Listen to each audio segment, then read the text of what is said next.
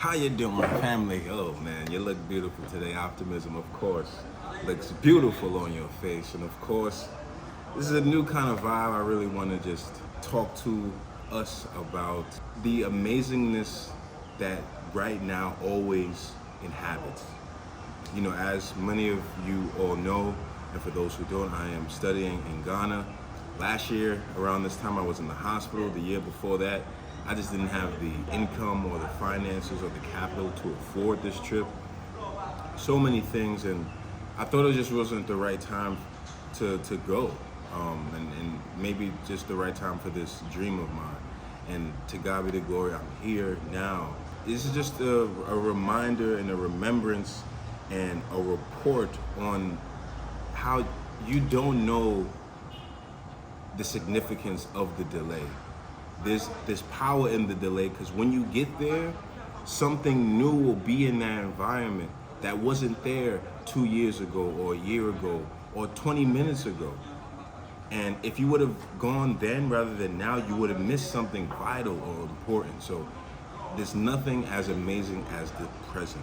And I just find it amazing that so many things are going on in the world, and specifically in Africa at this time that I'm in West Africa, Ghana. For one, Traore and Burkina Faso, as well as, the entire, Sahel state of Mali, as well as Niger, and their revolutionary independence movement saying, hey, France, former colonizers, former exploitive marginalizers, you have to leave. And we are taking ownership of our country now. Gaddafi attempted to do it, they assassinated him. And now we're seeing this revolution happen again in terms of taking full ownership of your future, of your mineral wealth, and of your general wealth. And so it's amazing to be here in this time, because Burkina Faso is right above me, yo. Like, it's Ghana, right near the Atlantic Ocean, and right above Ghana is Burkina Faso. So it's really cool that that's literally our head, our thinking of just this revolutionary spirit. And they're still trying to kill him, though. It's been at least 19 or 20 assassination attempts, and a lot of them are from Western-funded institutions, whether it be the CIA, whether it be the US, whether it be France themselves, who are not happy with anyone having any kind of freedom that's not tied to them. It's like a baby who says, I need to be involved, I need to be in your face. It's just very immature and very parasitic, and I think more than anything, it's very indicative of how European powers need to be validated or need to be in some kind of oppressor suit to feel important. I don't know, but that's another story.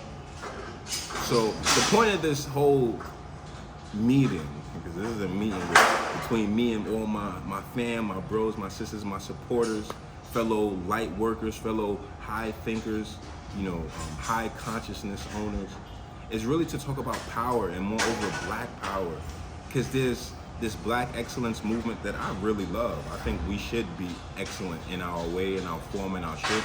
And then there's a power that we need to stand on that sometimes gets misdirected into this excellence talk. And you can still be excellent and powerful. You can still be powerful, and I think our power is what is attempting to be taken away from us, from these, foreign or external or Western influences. So I'm gonna add a few clips here so you guys can kind of get the full picture of what I'm saying. I can imagine a situation, though, in which the ruling elite of a country is receiving gratuities on the side that inure to the benefit of the strongman leader, and not to the populace of the country. Does that sort of corruption and bribery go on with regard to the Belt and Road? Absolutely, Chairman. I see this, and I don't mind calling them out, but Captain Traore and Burkina Faso, as they know that both, whether it's their gold reserves, that is all those proceeds are just in exchange to protect the junta regime. In the 2 years that Traore has been in office as a junta, as a military leader, they've made education free for all citizens. They've built up industries that have never existed before, creating new jobs, creating new products made in Burkina. They created their first refinery for gold. And I find this the most ironic thing in the world, that these African countries, as amazing, as wealthy, as abundant that they are, the things that they have are not refined here. Meaning they constantly have to rely on Western influences to refine what they already have. And it's not like they don't have the capacity or the understanding of it. There's one thing that you should know about Africa is it's always had gold though, a lot of it. Whether it be Kemet, ancient Kemet, also known as Egypt today, whether it be South Africa, whether it be Mali, whether it be Ghana, of course, the Democratic, Republic of the Congo, DRC, all of these regions, Kenya, all of these regions, abundant in gold. So we've always known how to refine it since the BCs, 3000 BC, 5000 BC, 1000 BC. And I just find it very, just not even ironic. I feel like the word is hilarious that Western powers don't allow and don't want and create obstacles around African countries creating their own refined anything. Refined gold, refined oil or petroleum, refined anything.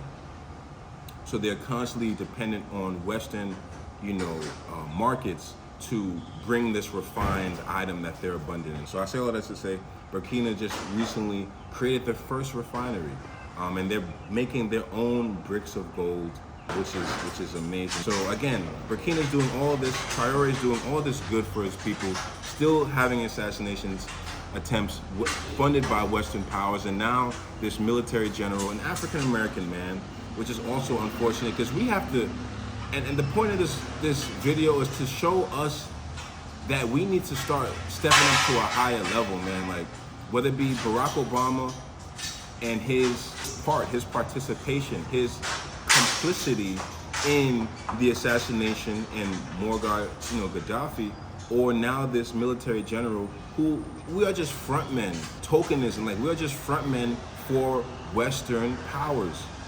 And so we really have to be smarter to not be pawns in their game, in their little chess game, and realize that whether it's in Libya or whether it's in Ghana or whether it's in DRC, we cannot partake in our own demise. And Africa is us. African American is a part of our name, black, and there's power in black. Okay, Kemet means the land of the blacks or the black lands. So there's power in black. I'm just saying, let's be more collaborative and not be used as tools for our ultimate demise. Because you might get a few million because you're the token African American at the time, you're the token black person, but at what cost? You're harming your entire population. You're harming freedom, like genuine freedom on the continent. So again, this African American military general in the States now says that Traore is using the gold that is now being refined in Burkina to fund his own private security. First of all, why you care? Why you care? And then secondly, like this is why I say, like, you just never know the importance of now, like why you're in a space at a certain moment. And it's just like, stand up. Like, the point of all this is to say that we need to stand up. So again, watch out for the false narratives being perpetuated in the States around these African countries. Get to more world news. Find out more things for yourself. Don't listen to Western media, because Western media has a Western agenda. And sometimes you need a more global agenda or global perspective, global view to get a more holistic truth. Because if you're just listening to Western news, it will lead you astray. And so I say all of that to say, now in Ghana, my country, or where I am at, the new president, John Mahama, has also had a similar feeling. And in Ghana, there's a practice known as galamsey, which is like small-scale gold mining. It's very unregulated, and for this reason, it creates a lot of problems for the community. It pollutes the water. You need mercury, which is also dangerous, so it can, cause harm in terms of your health, and so many other things. And so Mahama has officially said, hey, by April 30th, all foreign companies, all foreign institutions or nationals can no longer deal in small mining. The African nation has announced a significant policy shift concerning its gold sector. Ghana has given all foreign companies until the 30th of April to exit its small-scale gold market. Ghana just did the unthinkable. It gave every foreign gold trader a deadline to leave or be forced out. No deals, no warnings, just a hard stop. April 30th, 2025. I love that Ghana is also joining this path of true liberation in terms of, hey, you can't steal from us and then expect nothing to happen. And so one of the last things I want to speak on is just our tie to this. Like, obviously I'm African American. I am a Black American from New York. Okay, so how do we play a role in this? How do African Americans play a role in all of this? Because we're so far from it, though. Like, I talk to so many bros, so many sisters who are like, what are you seeing? What are you doing? And still, their reality is very different from mine. And so the way we can support or be involved or be a part of this is just to know. It's just to literally be informed. The reaction is predictable. Western analysts warn of destabilization, while diplomats scramble to contain what one French official called a dangerous precedent of military sovereignty. Imagine a dangerous precedent of military sovereignty. This French military guy is actually afraid that other African countries would follow the same example, and they call it dangerous precedent of military sovereignty. So Burkina Faso should not have military sovereignty? Now in the US, back in the US and Congress, this military general says that Burkina Faso is now a threat. The fact that Burkina Faso start producing weapons for themselves, Burkina Faso is now a threat. Other militaries should not defend their territory. They should allow terrorists to chop off chunks of their territory. You can't just go and say that that country is now becoming a threat. Don't bring democracy in Burkina Faso. The Burkina Faso is fine. Please, don't bring democracy. And Traore was very fast to give a response to all this. He said, "They fear not our guns, but our forge. They are not concerned with what we build, but that we build at all. The real threat isn't African weapons. It's African independence." Literally be informed is just to research. I'll add some links in the bottom of this to some really good global news outlets that I watch almost daily that just talk about different news topics that are not always negative, not always positive, but always informative and always global. It's not just this Western perspective or paradigm. Two, we have to be organizing ourselves. If there's one thing that I'm noticing is that there's value in Black people that is not being realized. Just like there's value in African countries that are not being realized. Again, Burkina, Ghana, they are saying no more. Like, what are we giving away for free that really is valuable? Like, I want us to think about this, like, genuinely. What stuff do we give out so freely because it's just so intertwined with enslavement, with this inferiority complex that's been imposed upon us with just anything. Like, what do we allow that genuinely should have a cost, that really should have a charge? You know what I mean? I love when we did the no buying, I think it was from Target, because it showed us that, hey, we can have group economics. We can be one in a specific accord. Now let's be one in building businesses together and buying from black-owned businesses. Now let's be in accord with saying no to not just Target, but saying no to all these Western racist, superiority complex having companies and institutions that will much rather take our dollars than take our employment or take our consideration or our lives at heart. The third thing, because I don't want to be too long, the third thing, I'm just going to give 5.